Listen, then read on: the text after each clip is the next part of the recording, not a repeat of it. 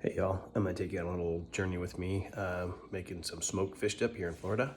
This was caught just outside the St. Lucie Inlet and I went ahead and smoked it. So I'll give you a vision of what it is. So this is Spanish mackerel.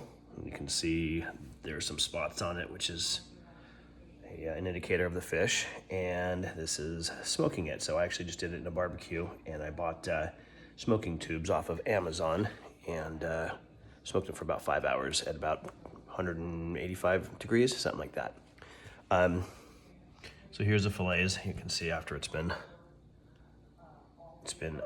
smoked, and I just peel it apart and I look for any bones that might be in it. So we'll start getting this stuff underway. All right, so next thing we do here is we take the smoked. I like to just break it in half, and then you can literally peel that skin off. See how it's coming right off. So I'm showing this because that's the bloodline. So I will typically take this and remove it, and then I'll take this bloodline and I will cut it out. Otherwise it can make for a really fishy bite if you bite into that. And then let's take it, crumble it, and move to the next piece. So there might be some tiny bones. You're gonna wanna watch for those. I just remove anything that I think might have bones in it. So again, take it, crumble it, and inside the bowl it goes. All right, next we're gonna go with the ingredients here. So we've got cream cheese, we have granulated garlic, actually it's powdered garlic. We have mustard, horseradish. I like to put sweet peppers in there for the beautiful visual effect. So onions, hot sauce, we're gonna use Worcestershire, a little bit of smoked paprika, and jalapenos and parsley.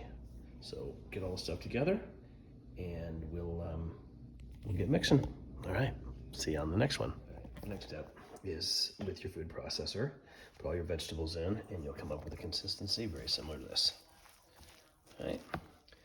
Now we're gonna put the fish in and we're gonna do the same thing. We're gonna not pulverize it, but we're going to give it a few shots inside of here so that it breaks it down.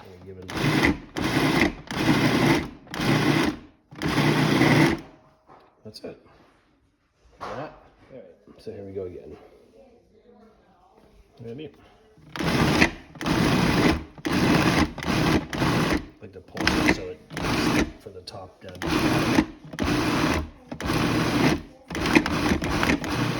Here's the finished product. Look how great that is. Those colors are beautiful in there with all of those vegetables. I recommend them with Manos pitas, and these are the containers that I got off of Amazon that I'll be packing it all in there. Oh, and by the way, I do vacuum pack them into a vacuum bag afterwards. Finished product. Let's see. Pretty fantastic. Hope you enjoyed the video.